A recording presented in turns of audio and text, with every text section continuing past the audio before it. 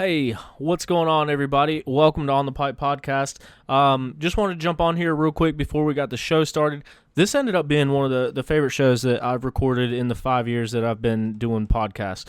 So Josh Strang joins me. We go through the whole show and do it together, kind of talk about the ISDE, talk about what's going on with Josh right now, and just talk about all sorts of different things. So I think it's an episode that you're really going to like. I did just want to let you know it's like the 20-minute mark. There was something that happened with the audio. So there's about 5 minutes where the audio gets a little bit messed up. I'm not sure what happened, but I noticed it in the middle of it, and then we stopped and started re-recording. So just wanted to jump on here real quick, let you know. I was going to try to bump that audio up and change it, but then it sounds like absolute trash. So there's going to be a 5-minute span in here where you might just need to turn your volume up, but then it'll go back to normal.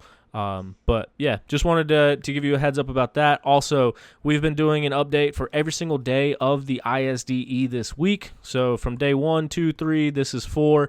We got 5 tomorrow, and I think I'm gonna do a live stream for the motos on Saturday, so we can keep up with that.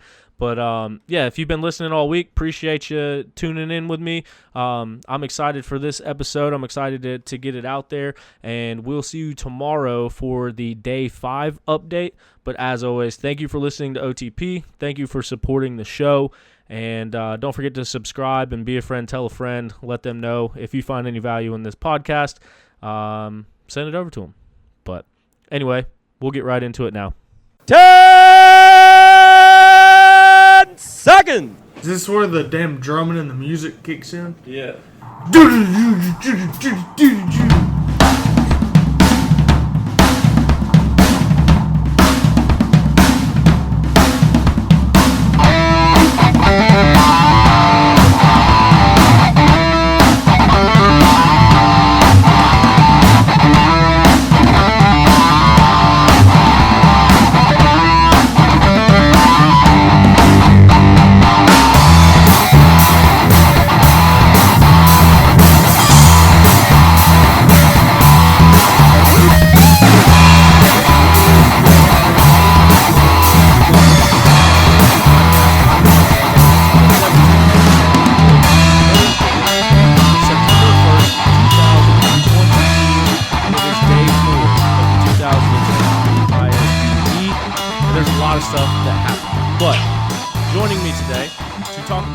To talk about the ISDE day number 4, to talk about everything that happened today, and I'm sure a host of other stuff. This man is a GNCC champion. He's an ISDE world champion. He is a full gas sprint enduro champion, and he's joining us today. Josh Strang. Josh, how's everything going? Yeah, not too bad. How's it going? Oh, not too bad. Just got off the war zone a little bit. Yeah. That's where we came up with the idea to talk about this. I guess was on the war zone. Yeah, we weren't doing any good there, so maybe the show will come out better. yeah, definitely didn't get no winners today. No, but hey man, I guess before we get started, obviously ISDE going on around the world. It's hard to keep track of. It's hard to find results. It's hard to understand what's going on. So trying to help fill that gap a little bit, but. You actually just put out publicly some news of your own. So just wanted to start off, touch base real quick about your wrist and what it does for the rest of the season for you. My forearm that I broke back in March at the Florida GNCC. I don't know where to start, man. So I got it fixed, and it healed to what we thought was good, and just like, doctor's orders. So I was released to ride, and I rode, and then after the Penton, I had some pain, and I did what I was supposed to, what I was told to do. So I just kept riding and training, and it was healing, and then all of a sudden it wasn't healing. So the fracture pretty much just came back in the bone, and that's why I took the week before. Well, pretty much since the Mason-Dixon GNCC, I haven't ridden at all, just trying to get it to heal. And then 3.5 weeks ago, it was obvious that it hadn't healed. Although I think I was trying to be positive, and because I hadn't been doing much stuff, it almost felt like it could have been healing. So I started kind of to ramp up my training, off the bike training a little bit on the bicycle, expecting to be back on the bike possibly by like this week or next week or something. And then we got a CT scan, and it was like so pretty much my forearm bone was a non-union where the fracture was. So just the riding and training that I'd done had separated it once again. So pretty much last week I had another surgery to take the plate and clean it up and then put it back together. So pretty much starting from scratch all over again. So really was a tough one for me, but that's how it goes sometimes. And I mean, that's not much I can do about it. As far as the year goes now, it's pretty much all over. I think I have about a 8 to 10 week recovery time, which puts it about right at Ironman. So I don't think I will even race there, which is unfortunate because I had family coming over for the last one. So I mean, it just I don't know, just couldn't have happened at a worse time, really, I guess. Yeah, and just gutted to get that news, especially with everything going on at the beginning of the season when the original injury happened, and then now this continuing through the rest of the season. But Ironman's normally a track we run good at. Last year's Ironman was quite the spectacle. Yeah, it was that. Yeah, for some reason I enjoy that place, and I mean, I don't know why. It's always fun to go there. Even when we go earlier in the year at the Hoosier, it's also a fun place to go and ride. So, yeah, bummed to miss that one. And, I mean, even the Penton and the Buckwheat I'll miss as well. The Beckley one for me, well, I guess last year I had I ripped my radiator off, so that wasn't the track's fault. So, but definitely the 3 out of the 4, the last 3 out of the 4, I will miss racing for sure. Dang. Well, good luck with the rest of that recovery. I hope everything makes a full recovery and gets all happy inside that arm going forward. So you can get that number 1 plate back next year. Yeah, that would be spectacular. But man, with the ISDE going on, it's a place that you've been many times in the past. You've won a world championship with that Australian team. What's your week like? Like how close of an eye have you been keeping on it this year and keeping up with results and everything? Yeah, well, I mean, yeah, every morning when I wake up, I'm checking the tests. So I have a little bit of FOMO, and I mean, as much as I hate walking the special tests at 6 days, once the event starts, it's like it's a one of a kind race. So it is really cool to be able to go do and represent your country. But that's the one thing I really can't stand about that race is walking, all the walking that we have to do.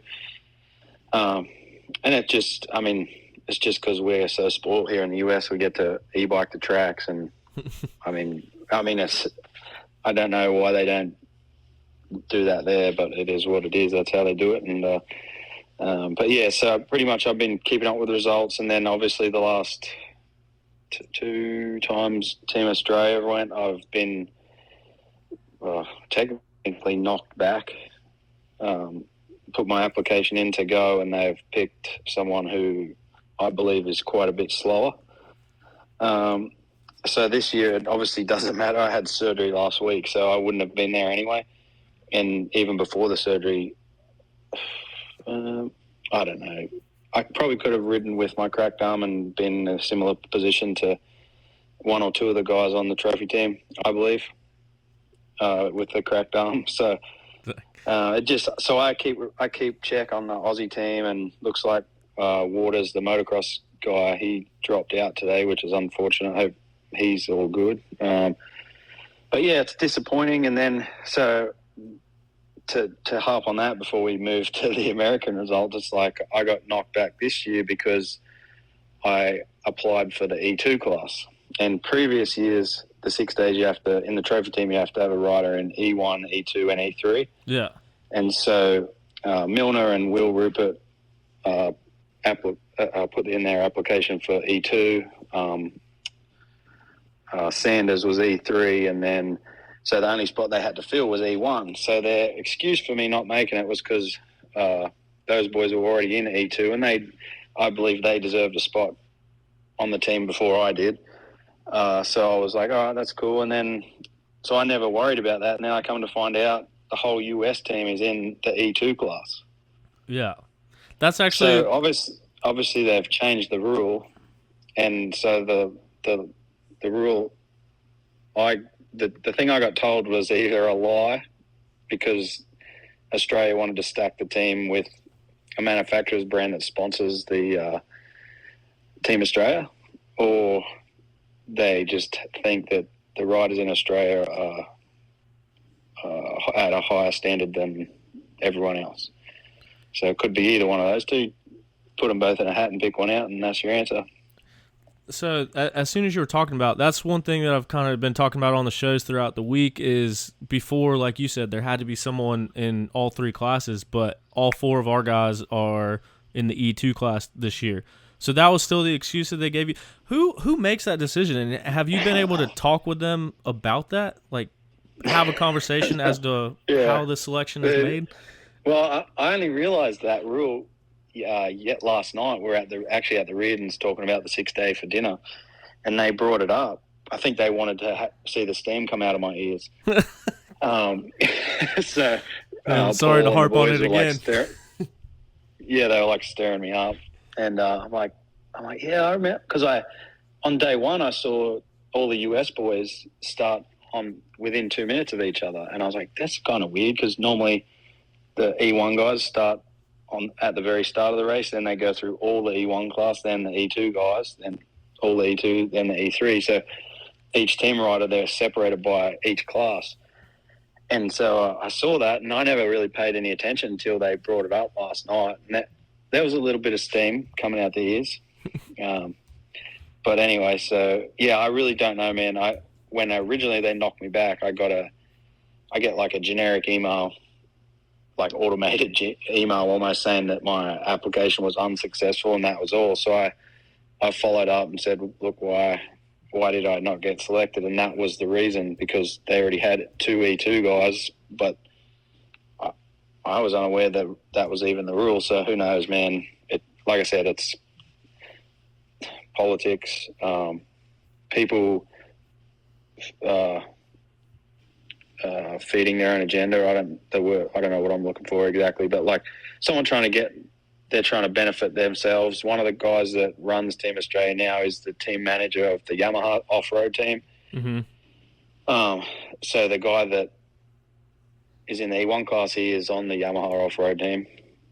So who knows? I don't know. Take your guess, man. But next year I'll be putting in an application, and I'll have spreadsheets of my past. I've done six days. Probably I'll try and put my spreadsheets in of my times compared to someone else's times. And really just, I mean, at this stage it's funny that I keep getting knocked back, but I definitely believe I could fit in between. Milner looks like he's struggling a little this week. I know he's got a wrist injury. So I think I'm sure I could fit somewhere in between 7th place, which he is overall, I think, or 10th maybe. And I think the next Aussie is in like 30th or something. So I'm sure I could slot into there fairly comfortably. Yeah, I mean, I would like to think so. Yeah. Especially because, I mean, you've been running sprints, you've had success, you were on the last team that won for Team Australia. That, I don't know. That blows my mind. I don't mean to make any more steam come out of your ears. I just no, it's funny, and that's what I'm saying. It's like at this stage, I couldn't have went anyway now with my arm. So yeah, at this stage, it's just funny. But the decision was made before that. So what's that? I said, but the decision by them was made before that. Yeah. Where's Chucky at? Well, so that's another good point. Chucky rides for Gas. Gas don't sell a 500, right? So he applied for E3 class thinking that Gas would just build him a 300 to race, so thousands and thousands of spectators can see him racing a Gas 500 when a customer goes to the dealership and says, hey, I want a 500 Gas like Chucky was riding that 6 day. and the dealership, this is all, I'm just speculating here. And then the dealership's like, oh, well, Gas doesn't make a 500. So, I mean, I just don't even understand why the selectors even thought that would have worked in the first place. Like, I mean, I know Chucky's a special guy. I like Chucky, but I don't think they're going to just build a bike that doesn't even exist in their line of bikes to sell. Like, it doesn't make any sense. But he's not racing though, right? No, he's not, and that was the thing. Like, they selected him based off of that he was going to get a Gas 500 built for him. But he pulled out at first because of that. But then he busted his elbow anyway, so he would have been out as well. But it's like they, yeah. Even though the rules apparently changed and everyone can ride an E2 bike anyway. Yeah. So, hey, I'm going to apply for E1, E2, and E3 next year. There you go. I'm going to do all of them. Get a KX 500. Then what excuse do they got? Didn't you win in there an Australian 4-day? Didn't you win that on like a KDX 200? No, I raced it on a KDX 200. Yeah, I raced it. That was my first ever 4-day. 2003, I think that was. Long time ago for anyone listening. On the Some of these people KDX. that listen probably weren't even born. Yeah. Yeah, maybe. Yeah, probably not. But yeah, so I did that, and then I did it 1 year on a KX 250 as well. Dang. Two stroke, yeah. So you've been to 6 ISDEs, is that what you said? Yeah, 6 I think, and DNF 1, unfortunately. What happened there? That was when I shattered my heel. Damn. 7. 7 and DNF'd 1. 7. So what's what's it like? So ISDE, it's a race that I've never been to, but every year, obviously, I think it's interesting. I try to follow along the best I can, but there's really not much coverage of it. So I feel like without being there, you really don't know what's going on. So, like, overall on the week, what is that event like? Just to be there, to do everything, to deal with all the rules, to deal with all your own bike maintenance, like, just overall impression of racing them.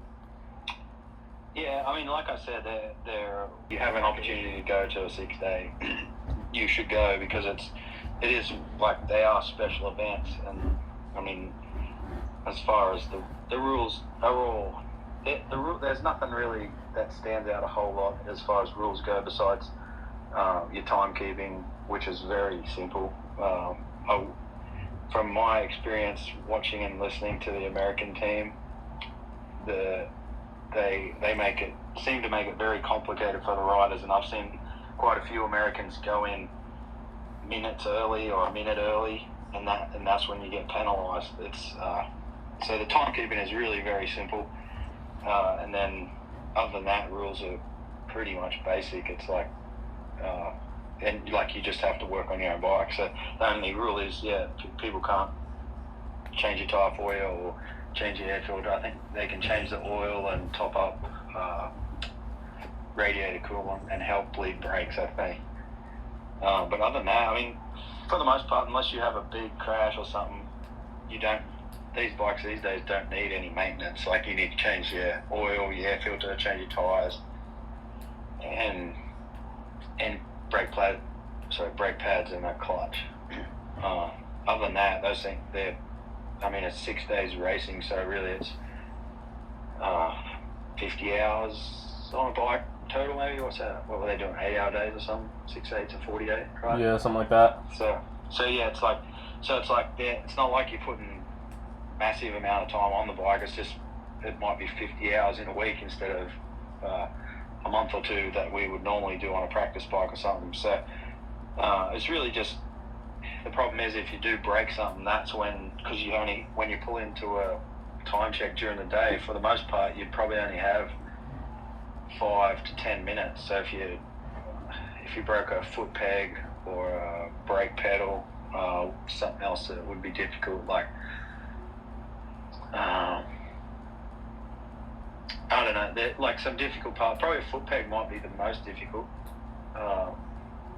Like, you have to change that under pressure, because it's time.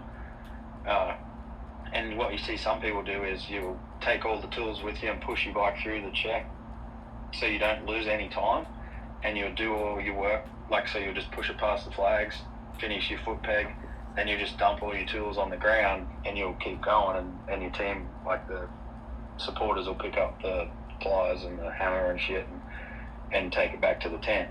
So it's just all, like, you just kind of have to sometimes use your brain. You see a lot of people who lose time at the controls, like just 1 minute or 2 minutes or something. It's all because they panic and they forget to look at their time card and go through on the right minute. So it's a little different to National Enduro. A little different in National Enduro, but not old school Enduro where you have to, that was weird. I think you have to like judge your speed or something. But man, 6 days is really cool. I do enjoy it, like I said, but I don't know, just different. There's a lot of obviously a lot of Europeans there that you wouldn't even recognise, and they might be like, most people know who Garcia is, but there's some of these guys that are winning this thing. You might even know what they look like or who they are. Like that Swedish guy that looks like he got third today, Mikael Pearson. I couldn't tell you what he looked like. And then like even that Zachary Pichon, I don't know if anyone knows anything about motocross history, but his dad was, I can't tell you how many times, but he was multiple-time world motocross champion. That guy's a legend. And his son's racing in the junior class for France. And honestly, I didn't even know he was racing enduro until this year. So there's just a bunch of people that you don't really, like Americans and myself, you don't really pay attention to until you go over there and realize there's a lot of fast guys over there. Yeah, so that Zachary Pichon guy, I didn't know much about him or his dad or any of that. Actually, Josh Toth's dad posted something about it today, but he's actually leading the junior world trophy for the week. Yeah, dude. It's crazy. Like if I met his dad, I'd probably fall over backwards. I'd be like, there's some guys that I like fanboy over, and his old man would be one of them. Like Stefan Everts, Joel Smets, a bunch of Euro guys that they're like the reason that I wanted to go to Europe, race moto, and I used to watch those guys flat out, probably more than like American motocross. Wow. So, and then you didn't have any clue that he was racing off-road stuff until all of a sudden he came out swinging this year. Yeah, so I don't even know if I guess he was racing last year, I'm not sure, but so I followed the Enduro GP quite a bit, and I saw his name, and I was like, man, I wonder is that because I knew he had kids, like obviously a long time ago, and you do a bit of Insta stalking, and you find him and his old man, and you give them both a bit of a follow, so give them a couple extra followers. Yeah. Yeah. No,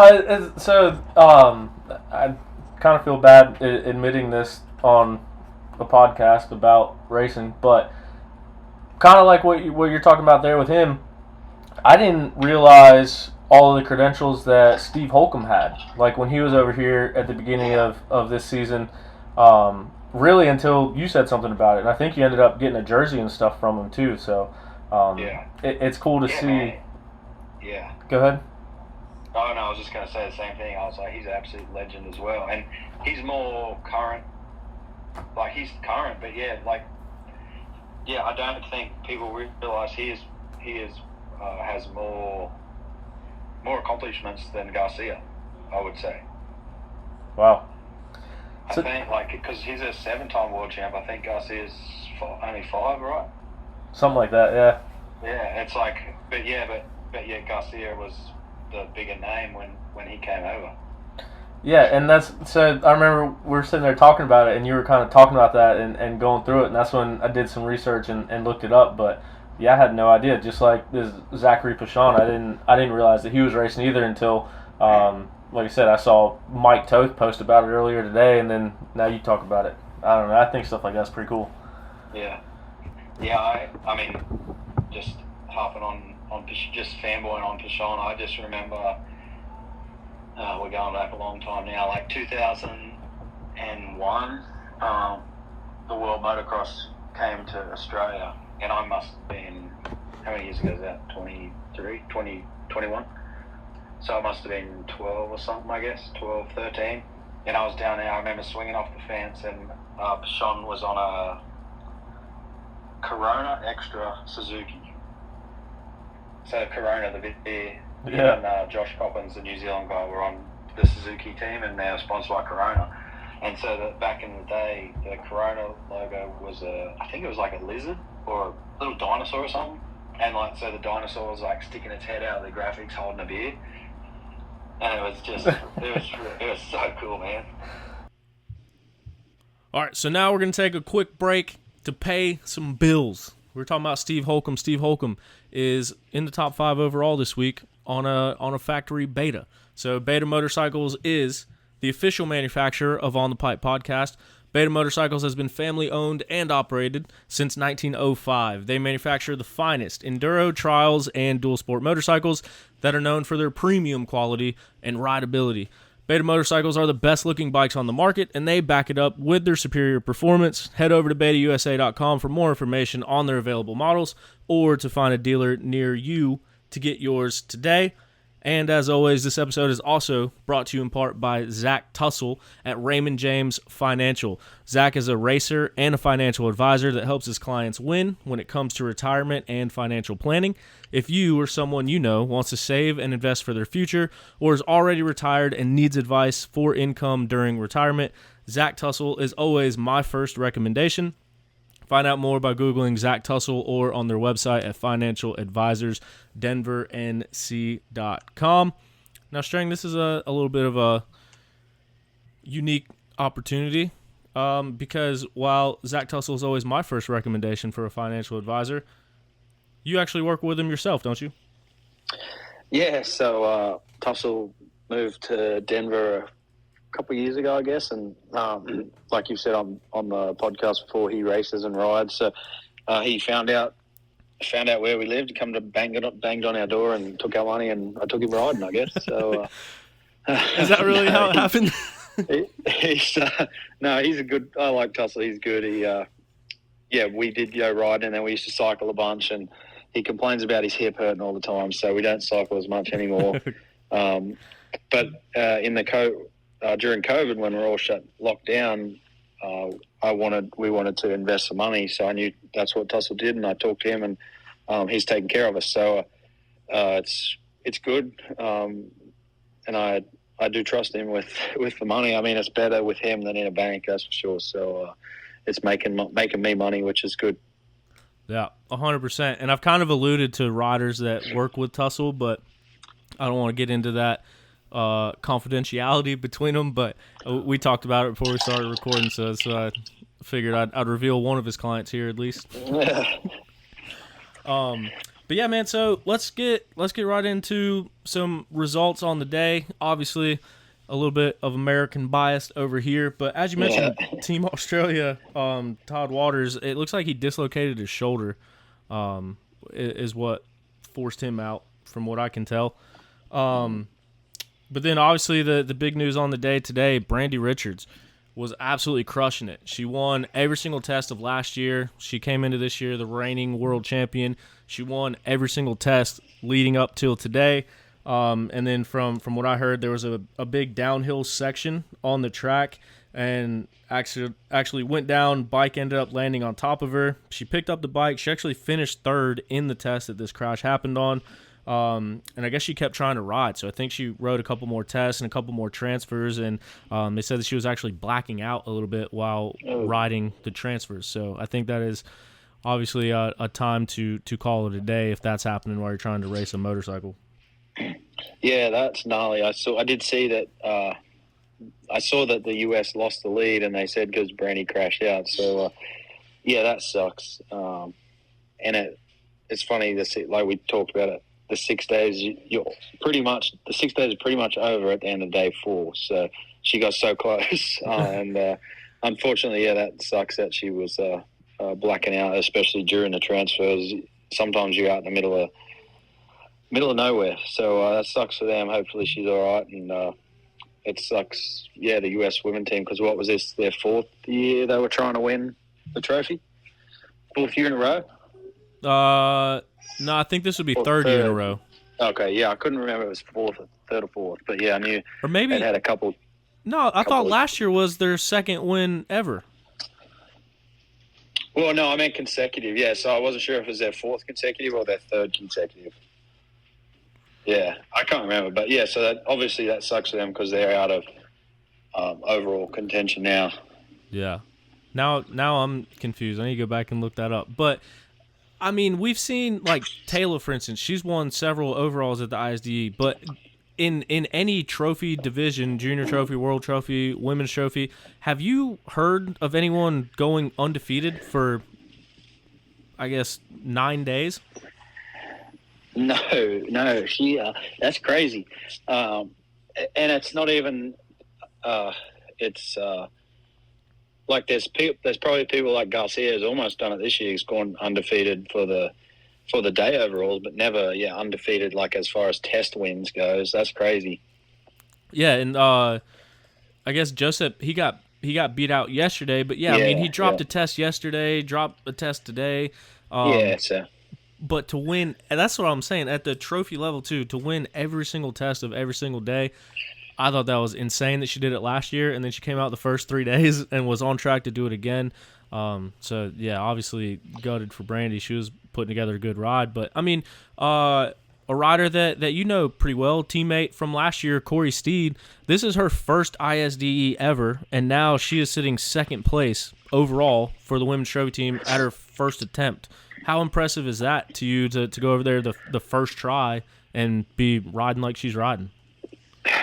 Honestly, not that surprised because Corey and all the women's class here in the US they are crazy fast. So I don't know if you've seen where they finished in the overall test times, but I know Brandy had a couple of really good times the first couple of days. Like I want to say almost like good, like low 70s. To end the day yesterday, she got 55th overall. Oh, see, I missed yesterday. See, that's that's beating a lot of people, man. That's crazy. So no, like to see Corey do so far up there in the women's class overall, I'm not surprised at all. The thing is with that, surprised that she has done so well. Yeah, maybe a little just because it is compared to a GNCC or a National Enduro or a full gas or whatever. It's so much different. You have to, for one, you have to work on your bike, and I'm not sure how much work Corey does during the week here on her bike. So that's definitely a step, and I don't think it's so much that that they can't do it. It's more about like I said earlier, you have to kind of use your head and realize that there's 15 minutes is enough time to do the work you need to do. So it all depends on if you freak out and make a bunch of mistakes trying to change a tire. So instead of taking you 5 or 6 minutes, it takes you 6 to 8 minutes, So it's all those little things where she could have possibly lost time, where obviously she's done enough homework to be able to do that. But yeah, as far as speed wise goes, no, I'm not one bit surprised that she's that far up, actually. Yeah, I mean, I guess from speed standpoint, I'm not either, but it just seems like, and granted, once again, this is coming from someone that's never been there, but it just seems like such a shock from outside the norm to be over there, to put in 150, 180 miles a day for 6 days in a row and keep it up and keep that being competitive, and then still going out there and performing in the tests. Yeah, it is. But then again, it's like, so that's the other thing. Like, it is just so once you're done with the special test, there's enough transfer time. Like, no offense, T-Shep, there's enough transfer time for you to make it to the checkpoint without losing time. Yeah. And that's just an example. So, and then the club riders, they have, I'm pretty sure they may even have a little more time than the trophy guys and the trophy women. But yeah, so once like people like Corey and Brandy and Rachel, once they get out of the special test, they just have to trail ride, and I'm sure they're coming into the checkpoints with like I said, 5 to 10 minutes spare. So it's not like they're racing the whole day. They just race for the special tests, and then the rest of it in between special tests, you're trying to ride and make your tires last the whole day. So at the last special test, you still have a good tire where you can push at 100%. Yeah, I'm just thinking about butt cheeks on a seat for 180 miles a day. Man, it's like my wife has said the last couple of times I come back looking like looks like your cheekbones, like your face is sunk in because you haven't been able to eat. Yeah. Like during the day. So it is definitely like, don't get me wrong, it's difficult, but it's not super gnarly. So I think the women are doing they do a really good job. So it's I think it's cool. Yeah, I saw this year that the bikes they have to be fully street legal. So all lights, they got license plates on them, had to get them registered, all that kind of stuff. And it seems like in years past, you got to have lights and stuff, but they didn't necessarily make you put a plate on it. But when it comes to the transfers, I think it was 2 or maybe 3 years ago. It might have been the year that you guys won. One of those years, I remember someone saying that the transfer, like one of the transfer sections was harder than any piece of racetrack, and it was actually like struggled to get through it. So are a lot of those transfers like through single track, or is a lot of it on like asphalt roads, or is it a good mix of all of that? Yeah, I think the one you're talking about might have been, it was the year after Australia won, and they booted me off the team for whatever reason, and they didn't win. So I was happy about that. But anyway, that's in the past. But I think it was like a rocky riverbed or something, from what the boys were telling me. And I think one day they were riding through there and it started raining, so it got like super slippery.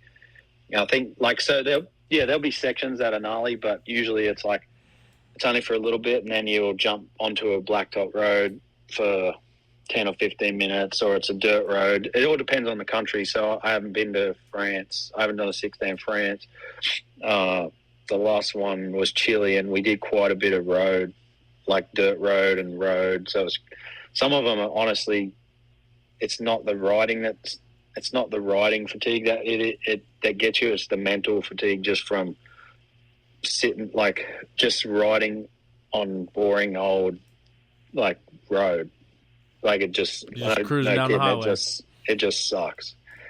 So I don't know what this year's like. It looks like when they do the map, when you watch it on YouTube or whatever, they do the map. It looks kind of squiggly. So I mean, I would hope that it's quite a bit of off-road trail, but you never know really until you come back and you talk to someone who actually did the trail, the transfer sections.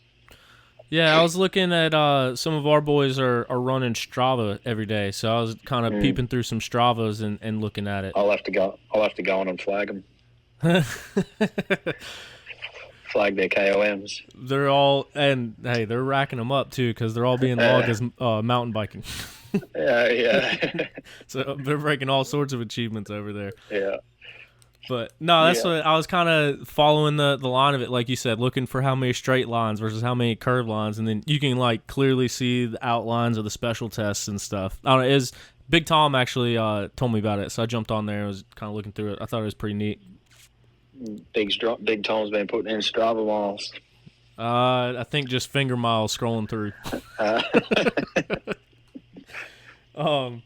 But we'll run through the Americans real quick. Obviously, another big headline of the day, Dante Oliveira, who's been carrying the flag for Team USA.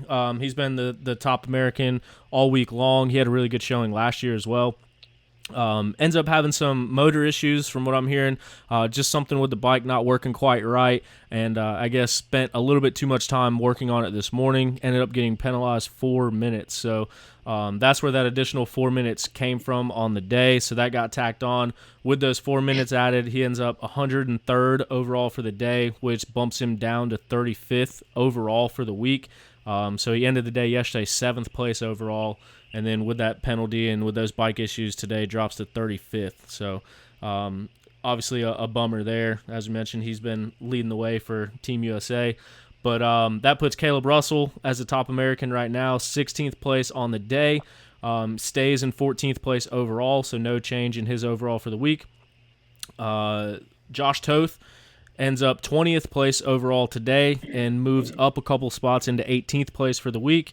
Lane Michael, 21st on the day, moves up one spot to the 17th place spot overall. And then the junior trophy team, I've said it every day this week. If Cody Barnes was still in there racing, I think we would be right there in the mix with our junior trophy riders. Austin Walton finishes the day today as the second fastest American. He had some good times today, I saw. Yeah. I was looking at some of his test times. He was getting up there. He finished 18th place overall on the day. Yeah, like what test am I on here? Test 5, I think. Yeah, he was 5th overall in test 5. So I mean that's solid. So I didn't see looked like he was struggling a bit the first couple of days maybe, but maybe he's found an extra gear for the last few days. Yeah, and last year too, at the end of the week, you started seeing him putting on stronger rides, and I guess he's building off of that this year. Yeah. But yeah, so 18th on the day, and then he moves up 3 spots into 25th place overall. He's currently the 5th fastest club rider, or not club rider, junior trophy rider overall. And then you got Mateo Oliveira, 25th on the day, moves him up to 32nd overall and 9th in the junior trophy. And then just real quick, women, obviously Brandy Richards, DNF, she's out of the rest of the competition. Corey Steed ends the day in 3rd place, moves up into 2nd place overall for the week. And then Rachel Goodish, 6th place on the day, 6th place on the week. And then Shelby Turner. Shelby Turner finished 5th on the day and moves up to 4th place overall on the week. So. Yeah. No, it's I don't know. I just feel like the American guy, the trophy team especially, I don't believe they will be one bit happy with their week so far. Knowing the guys that are on that team. Yeah. But I can't, like, until you're there and until you get the story out of all of them once they get back, it's hard to tell why they could be so far off. Like, I really thought, I know Caleb's been retired for 12 months or 18 months or whatever, however long now. He's still Caleb. And I just thought he might have been a little higher up. So I don't know if the tests don't suit the guys or what's happened, because even they're all kind of in a similar position, 12th through 25th or something. So I'm sure those boys won't be happy at the end of the week. No, I think you're right about that. But this was a year, and on one of our shows with Stu, he used the term cursed for the ISDE team, just the way that things shook out. But then to have more bad luck over there. Caleb Russell tears his ACL just a few weeks before going into the ISDE, so racing with that, getting knee drained after the day yesterday. It's been kind of odd, and I no doubt don't believe that they're happy with sitting in 5th place overall. Yeah, I would love to see a 6-day come to the US, because I just feel like the tracks here would suit. I don't think anyone would stand a chance, honestly. But that's just me. So being US biased, go USA.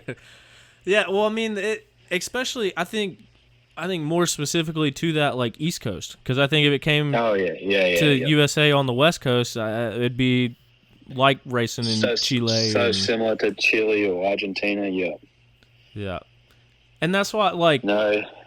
when the Steve Holcombs come over and race GNCCs and the Josep Garcias come over and race GNCCs, not only they're battling with the 3 hours, but also battling with the terrain and stuff too. So do you think it's ever possible to have an ISDE in America with how much private land that there is and how much land you need to do one of these? I think you could have one. I think you could have one fairly easily. Well, yeah, you could have one easily, but I think there's just a ton of work. that goes in. Obviously, there's a ton of work that goes into it. So I don't know exactly where you would even start. I remember Kerry Joe and Jeff talked about it somewhere with a bunch of us once. They brought it up and they were like, we're going to try and do it. And that was a few years ago now. I haven't heard anything since then. So, that would have been cool to be able to do it. Yeah, I reckon you could do one on the East Coast somewhere, like maybe like up at Crawfordsville somewhere. I don't know if you could. I just don't know. You'd have to find a spot and then do it, but I don't think it would be impossible. See, and I've kind of heard rumblings and bumblings that they were still trying to do that and still trying to make an ISDE happen over here. And I guess from what I heard is just like looking at locations up in their section of West Virginia, PA, or into Ohio, like talking about those different sections just because as many landowners and stuff that they know out there. Yeah. So, I mean, it seems... it'd be... I mean, yeah, you could go up there. The thing, if you're going to bring a 6-day to your home country, you have to take advantage of the conditions that your riders do the best in. Yeah. And I think if you went to like PA or West Virginia where it's rocky, the Europeans are already so good at that slippery dirt and rooty stuff. Like, I don't think they're super good when a GNCC goes there, when there's a bunch of lines and it gets real ruddy. But when you put them on a special test on those kind of conditions, I think they're above the US and even Australian riders. And that's why I think if you were to have one, it'd almost have to be like kind of south, like maybe Georgia, or if you went west to where the dirt is pretty good there in Indiana or something like that. I believe that's what you want to do if you want to bring it to your home country. You want it to suit every one of your team riders to give them the best chance of winning. Because that's what all these countries do. Hell, we go down when I went to Chile a few years ago, all the special tests we walked. Almost all the special tests we walked. If you look 10 feet over to the left or the right, there was tracks where the Chilean team have been practicing for who knows how long. Oh, really? Yeah. It's not like all these guys do. We went to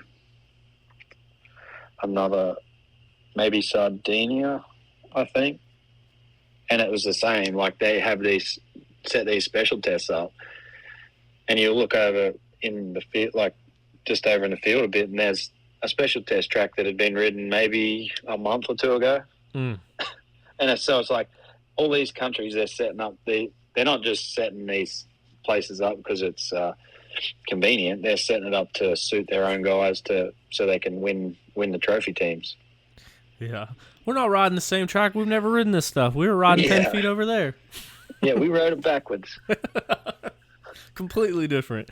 Yeah. Do they do that like day 1 and day 2 it's the same test, day 3 and day 4 it's the same test? Do they flip them each day, or is it the exact same?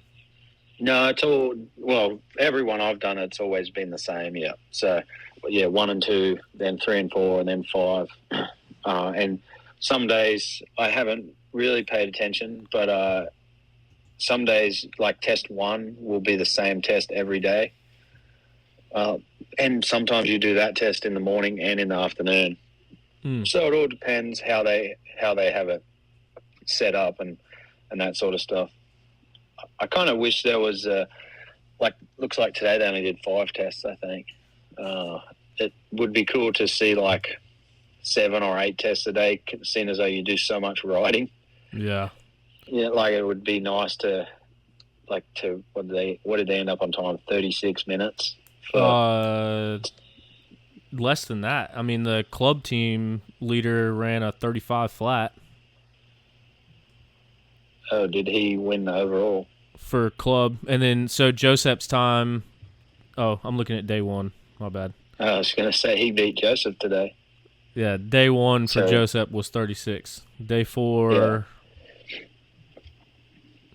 Anyway, so it's like you do, 7-8 hours on a bike, and you only get to technically race for 40 minutes.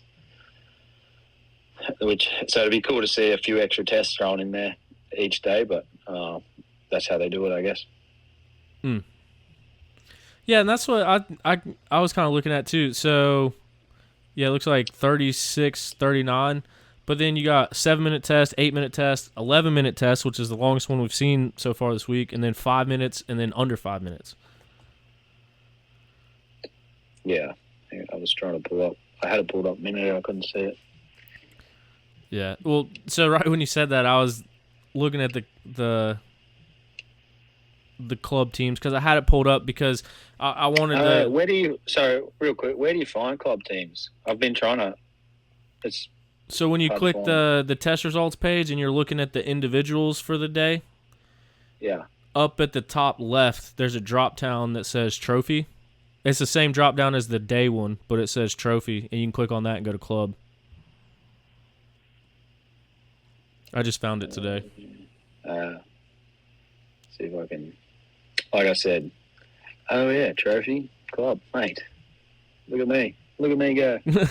I didn't know it was there until today. Because that's why I've kind of, obviously that XC Gear team, they're in second place right now. They're only 27 seconds out of the lead for the club team overall.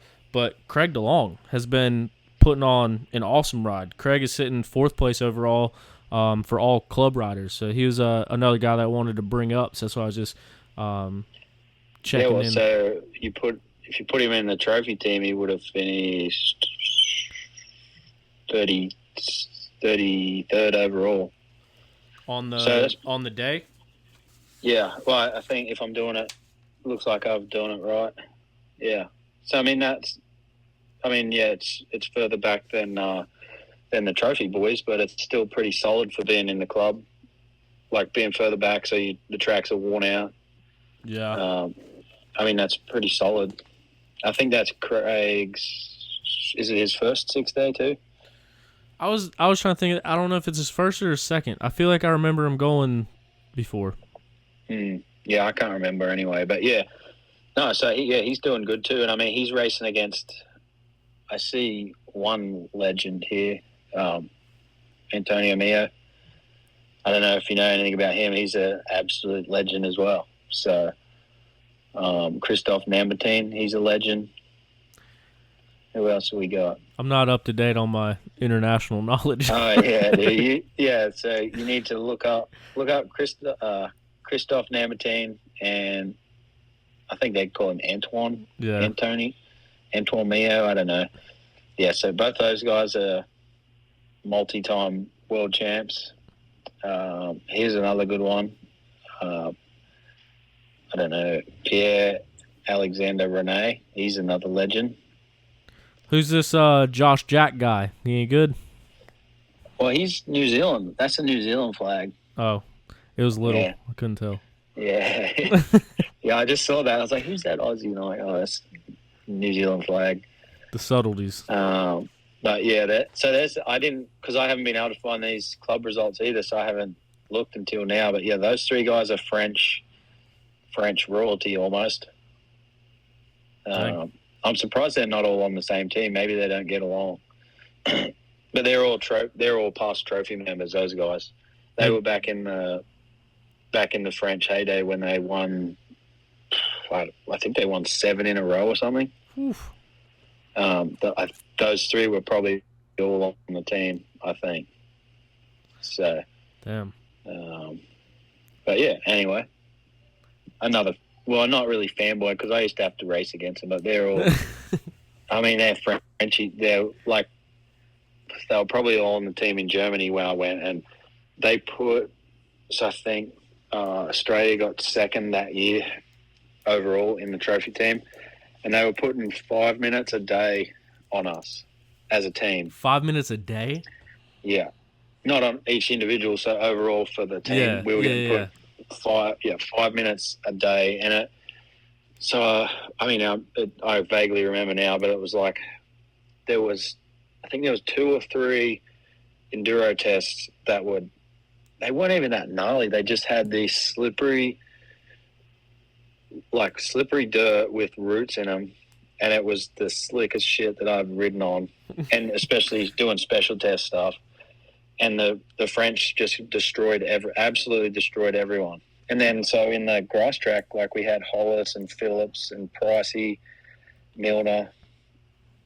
Like I had some good guys on the team who were on the grass track we'd all compete against like within seconds of the French in the grass tracks. Then you'd go to the 2 or 3 woods tests we'd have per day, and we'd just get absolutely destroyed. Oh man. Yeah, it's crazy. That's wild. Yeah. So tomorrow, another story. I'm old as the hills, mate. I got stories for days. No, it's awesome to hear it all. Tomorrow, well, a couple different questions here. One, tomorrow, I think weather's going to play a factor. I think there's some storms coming in. It looks like it's going to be rain. Looks like it's going to be sloppy. In that condition, or in the stuff that they're riding over there, do you think that is going to benefit the Americans, or is that like you were talking about, or the Frenchies going to know what they're doing in that stuff and take off? I think it all depends. I think they said they were new specials tomorrow, and it all depends on how technical they are. I don't know if some of the stuff you see, it's hard to tell on Instagram. Some of the stuff you see, it looks technical. Some of it looks really fast. I think if there's grass, I would say the Americans have a good chance at running further up front. But if it's like dirt with the rock and the root, it may be a struggle. And it depends how much rain too. From what it looks kind of like the dirt that if it rains, it'll be unreal. Like I bet they probably were wishing it might have rained earlier in the week. I would imagine. Yeah. Because it doesn't look like that. It doesn't look like the Penton dirt that when it gets a little bit of rain, it turns slick as ice. So I reckon a little bit of rain to keep the dust down. I reckon it'll be perfect. So I think they'll be more competitive tomorrow, being new test last day, and I didn't know it was going to rain, so it'd be good to see. Yeah. Yeah, and so also, like, just as far as an overall standpoint, as you mentioned, at the end of day 4, I mean, the week's pretty much over. You got one more day, full day tomorrow, and then a moto test on Saturday, which really, it doesn't seem like there's ever a lot of time that's gained or lost on the moto day, just because of what it is. But in a perfect world with no mechanical issues, no injuries, crashes, things like that, realistically, how much time do you think can be made up between now and the end of the week? For instance, like Corey Steed, she's 1 minute and 20 seconds outside the lead.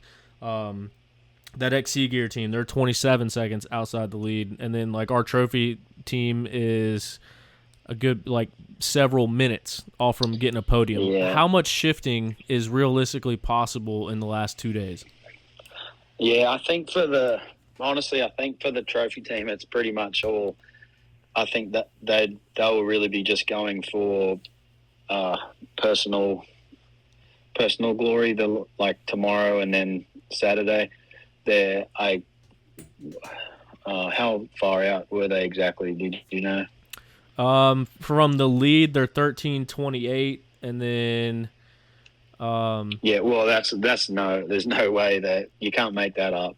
Yeah. But how far from the podium, like from a third place, were they? They're about 4 minutes off from fourth and like 9 minutes off a third. Yeah, see, I think it's just a little too far out unless one of the teams has or I guess two of the teams have problems tomorrow, with 2 riders, which is very likely. So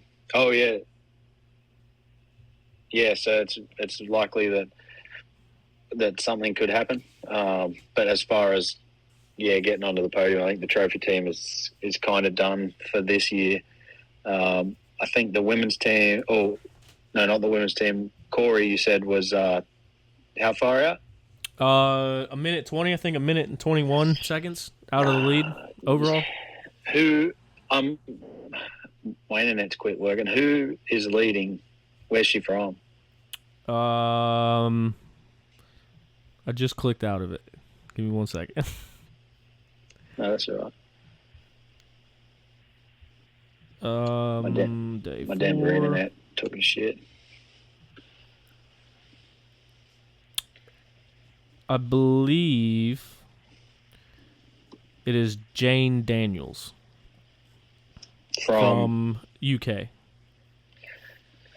Yeah, see, I don't know. If Corey has a good day, she could make up a lot of that tomorrow, I reckon. And then I honestly, I haven't heard of Jane Daniels, so I'm not sure what her background is. But I know Corey's background is moto, so I think she could win the final moto fairly easily. And to make up 10 to 20 seconds in the final moto is definitely possible. So if she had a really good day tomorrow and made up 45 seconds to a minute, she could definitely catch that up. So I think that's doable. And then as far as the club team goes, as a team, I think it's a lot easier to make up small amounts of time as a team than it is an individual. So you said they were only 20 seconds out of the lead? They're 27 seconds out of the lead, and today they got their first team win. So they're going to have that momentum to carry into tomorrow. Yeah, I think that's definitely doable. I mean, if you do the math. There's 3 riders at 6 tests at 30 seconds. I can't do the math super quick. Just got to make up 10 seconds a person. Race motorcycles. Yeah, so, I mean, let's say you put everyone made 3 seconds. And so, yes, 27 seconds is very doable tomorrow. And then it's D-Long, Tyler Vore, and Kai Aiello. Yeah. See, I'm not sure. I don't know what kind of I know D-Long's a medium moto guy. He's not the most confident moto guy. I'm not sure about Vore or Kai. Yeah. Sorry, I'm messing that up. How does the moto test work? Like, how many people are out there at one time? Like, do they just drop the gate for everyone, or? Yeah, no. So they'll. Well, I mean, like World Trophy, Junior Trophy. So for the club team, they'll do top. I'm guessing it's normal. It depends what kind of final moto it is. If it's on a full moto track or a grass track, but I think it's normally a 40-man gate, and they'll do in the club team. They'll do the top 40 of each class, and if let's say there's 60, they'll do the first 40 in the first heat, and they'll do the next 20 in the second heat or whatever. I think that's normally how it works. So they'll do the club riders first, and the women, then the E1, E2, E3, and the junior trophy and the trophy race together, but in their respective classes. So E1, E2, E3. Yeah. So there's about to be some stacked E2 motos on Saturday. Yeah, no kidding. That would be the only thing that would suck. Those guys racing against each other. But yeah, that'll be. Is the word the Achilles heel? Yeah. For the club team, if they're racing, I don't know who's winning. I'm guessing one of those Frenchies is on that team. I think I know. I'm pretty sure Renee, one of those guys, and Nematine. I think they're ex-world motocross champs as well. Oof. I can't remember if Neo is or not. He may be. Then they're a little bit above kind of moto guys then. Yeah, so they have the advantage on the US XC club team if that's them in the team that's leading. So they need to make it all their time up tomorrow, and then just hold it wide open on Saturday. Perfect. Simple process, simple solution. Yeah, we got to figure it out. Well, cool, man. I think it'll be cool to see old Steve Holcomb hold on in that top 5 spot. Josep Garcia leads the way. Andrea Verona is number 2. And then Nathan Watson currently sits number 3. And then Stephen Holcomb is in 4th. But I guess 2 days left of racing. But, man, I appreciate your time coming on. This is like one of the funnest shows that I've done. It's cool to talk with you and hear some of the stories and kind of go back and forth. So I appreciate you doing this and coming on the show and chatting with me about it. Yeah, no worries. I think OTP really needs to try and get to a 6-day, actually. You could definitely, like I said, it's definitely an eye-opener. And I'm sure you could rally together a bunch of people to do podcasts over there during the event, let alone the racing itself, and then you wouldn't miss out on the 6-day after party either. So it's normally a good time. Yeah, I've seen some videos of that. I wanted to go this year, just with everything, it just wasn't quite in the cards. But I definitely want to make it to one. But I'm on a boycott from ISDE until Team Australia selects Josh Strang for their team. I don't want no part of it. I don't want to be there. I think we're actually petitioning to put in Team Antarctica. See if I can get selected for those guys. That's what honestly, you need to do. I'm not a huge fan of Anty, but I've almost emailed him to see if he wants me to fill in for a trophy guy. Hey, I mean, next year I think you'll be over the halfway point between American residents and Australia residents, right? Yeah, I just wonder if I need to be actually a dual citizen to Australia might protest. The kids are dual citizens. It counts.